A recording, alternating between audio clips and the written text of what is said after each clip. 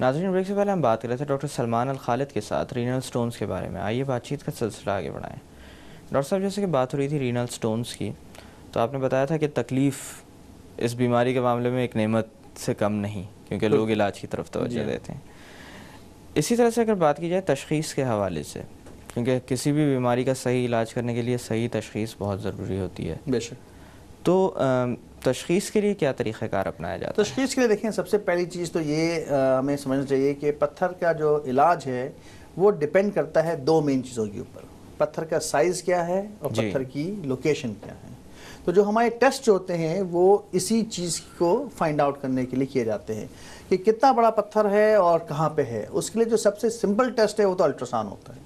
Ultrasound کسی کو تکلیف ہوتی ہے تو سب سے پہلے ہم الٹراساؤنڈ کرا کے دیکھ لیتے ہیں. الٹراساؤنڈ سے یہ اندازہ ہو جاتا ہے کہ پتھر ہے یا پتھر نہیں ہے. جب پتہ چل جائے کہ پتھر ہے، اس کے سائز کے بھی تھوڑا سا اندازہ آتا ہے. اگر چھوٹے پتھر ہیں تو ان کا دوائیوں سے علاج ہوتا ہے. لیکن اگر بڑے پتھر ہیں تو پھر مزید ٹیسٹ کرنے پڑتے ہیں، جس میں مختلف قسم کے ایکس رےز بھی ہیں، پھر سی ٹی اسکین بھی ہیں، اور یہ سب وہ ٹیسٹ ہیں جس سے ہمیں ایگزیکٹ انفارمیشن مل جاتی ہے کہ پتھر کا سائز کیا ہے اور پتھر کی لوکیشن کیا ہے. ساتھ میں ہمیں یہ بھی پتہ چل جاتا ہے کہ پتھر نے گردے کو کس حد تک ڈیمیج کیا ہے، کیونکہ علاج جیسے میں نے کہا گردے کے ڈیمیج پہ بھی ڈیپینڈ کرتا ہے کہ گردہ کہیں بہت زیادہ ڈیمیج تو نہیں ہو گیا، گردہ بہت کمزور تو نہیں ہو گیا. کیونکہ جو ایک علاج کا طریقہ جو آپ سب میں ناظرین ہمارے جانتے ہوں گے، جس کو ہم لیتھوٹرپسی کہتے ہیں.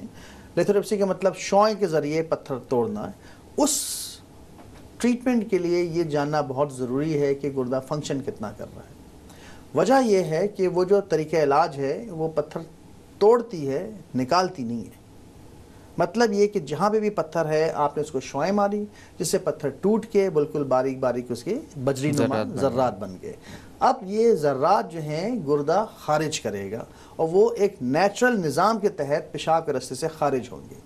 خارج ہونے کے لیے یہ ایک سمجھنے کی بات ہے کہ گردے کو کام کرنا چاہیے، اور اسی لیے اس ٹریٹمنٹ کے بعد ہم مریض سے کہتے ہیں کہ پانی زیادہ پئیں. پانی زیادہ پئیں تاکہ پیشاب زیادہ آئے، اور پیشاب کا جو پریشر بنے گا تو وہ اپنے بہاؤ میں ان پتھر کے ذرات کو لے کے نکل جائے گا. لیکن اگر گردہ ٹھیک طرح سے کام کر رہا ہے، اگر گردہ ایک حد سے نیچے آ گیا ہے اس کے فنکشن میں، تو پھر وہ پتھر ٹوٹ تو جائے گا، نکلے گا نہیں. اور یہ پھر بڑی بدقسمتی ہوگی کہ آپ نے پتھر توڑ تو دیا، نکلا نہیں.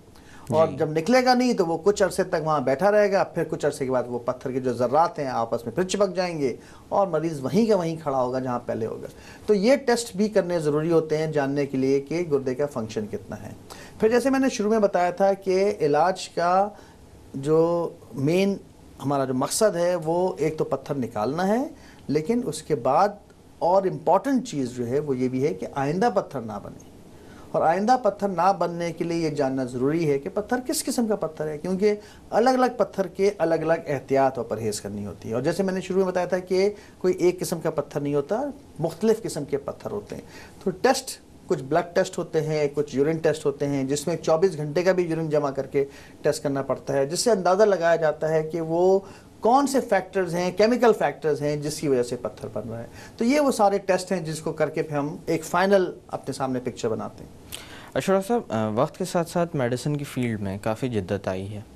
چیزیں جو پرانے زمانے میں کسی اور طریقے سے کی جاتی تھیں اب تبدیل ہو چکے ہیں طریقے، اور میرے خیال سے کافی سیف بنایا جا چکا ہے میڈیسن کی فیلڈ کو. اس حوالے سے میں آپ سے پوچھنا چاہوں گا کہ آج بھی اکثر و بیشتر مریضوں کے حوالے سے یہ دیکھنے میں آتا ہے کہ لوگ جانتے ہیں کہ ان کے گردے میں پتھر ہے، لیکن وہ ڈر رہے ہوتے ہیں سرجری سے یا جو بھی پروسیجر ان کو ایڈوائز کیا گیا ہے. کس طرح کے پروسیجرز آج کل آفر کیے جاتے ہیں اور اس کے اندر سب سے زیادہ سیف کون سے کنسیڈر کیے جاتے ہیں؟ پہلے آج سے کچھ عرصے پہلے، کچھ سال پہلے، پتھر کسی کو ہو جاتا تھا تو اس کا علاج ہوتا تھا آپریشن کرانا. بالکل. اور آپریشن کا مطلب ہوتا تھا کہ ایک پیٹ پہ کٹ لگے گا اور اس کے بعد جو بھی پتھر ہے وہ نکالا جائے گا، اس کے بعد ٹانکے لگائے جائیں گے اور پھر مریض تقریباً 5-7 دن اسپتال میں داخل رہے گا.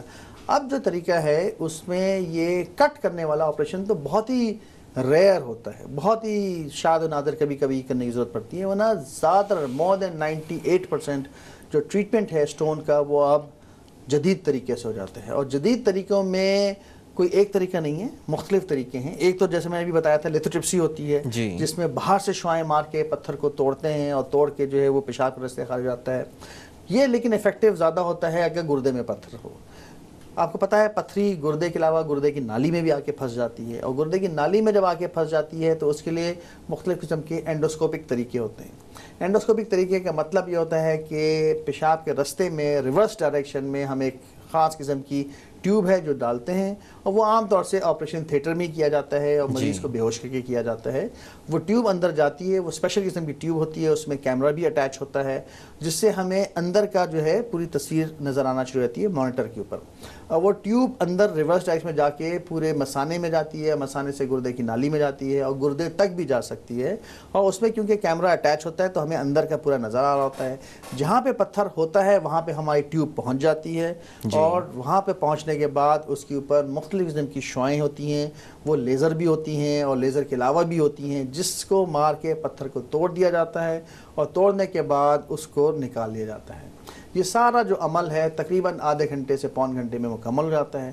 عام طور سے مریض کو صبح سے لے کے شام تک رکھا جاتا ہے، یا ایک دن اور رکھ لیتے ہیں اس کو، اگر بے ہوشی دی ہے، مریض کی ٹالرنس لیول تھوڑا سا اگر متاثر ہے تو 24 گھنٹے کو اس کو انڈر آپریشن رکھ لیتے ہیں، اور عموماً اگلے دن مریض چلتا پھرتا گھر جاتا ہے، اس دن آرام کرتا ہے، نیکسٹ ڈے سے وہ واپس اپنے کام پہ جا سکتا ہے۔ تو مشکل سے 2 دن کا ٹریٹمنٹ ہوتا ہے اور تیسرے دن مریض اپنے کام پہ واپس جا سکتا ہے۔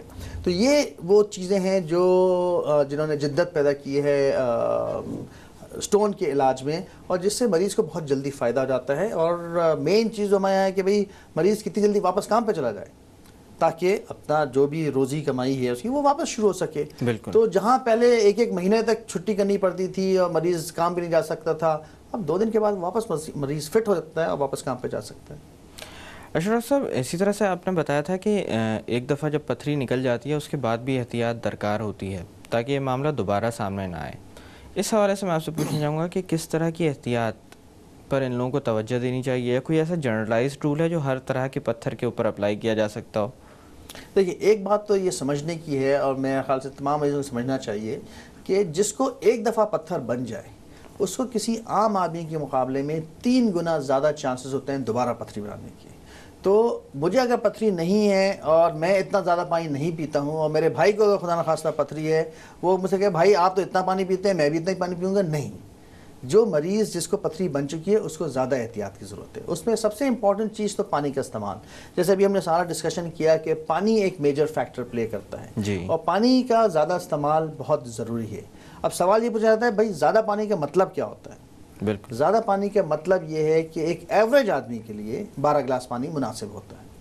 ایک آفس گوئنگ آدمی ہے اور مزدوری، سڑک پہ مزدوری نہیں کرتا ہے اور پسینہ اس کو ایوریج آتا ہے تو 12 گلاس مناسب ہے۔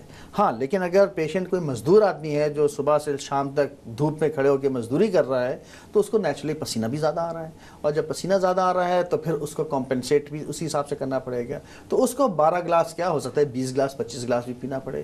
تو اس لیے ایک کوئی فکسڈ فارمولا نہیں ہے جو میں سب کو بتاؤں کہ آپ لوگ اتنا پانی پئیں، ایوریج 12 گلاس۔ لیکن جو اس کا سب سے بہترین طریقہ ہوتا ہے اپنے آپ کو جج کرنے کا وہ یہ ہے کہ دیکھیں پانی پینے کا مقصد ہمارا کیا ہے کہ ہمیں پیشاب زیادہ ہے جی۔ تو ایک عام آدمی اگر یہ بات سمجھ لے کہ مجھے 24 گھنٹے میں کم از کم 5 سے 6 دفعہ پیشاب کرنا ہے، اور یورین جب ہم کریں تو اس کا کلر دیکھیں، اس کا کلر سفید پانی کی طرح سے ہو یا ہلکا سا اس میں یلو ٹنج ہو جیسے لیمن جوس ہوتا ہے، تو اس کا مطلب ہے کہ ہم نے پانی مناسب پیا ہوا ہے۔ جی۔ اگر یورین کا کلر ڈارکش ہے، یلو ہے، اورنج ہے، تو پھر اس کا مطلب ہم نے پانی کم پیا ہوا ہے۔ اس بات کو اگر ہم ذہن میں رکھیں تو میرے خیال سے ہر انسان اپنا پانی کتنا پینا ہے اس کا جواب خود ہی دے سکتا ہے۔ ڈاکٹر صاحب، میں تھوڑی دیر کے لیے باتوں کا سلسلہ روکتے ہیں۔ ناظرین، وقت ہو ایک چھوٹی سی کمرشل بریک کا۔ بریک سے واپس آ کر رینل سٹونز کے متعلق مزید بات کی جائے گی۔ Stay with us.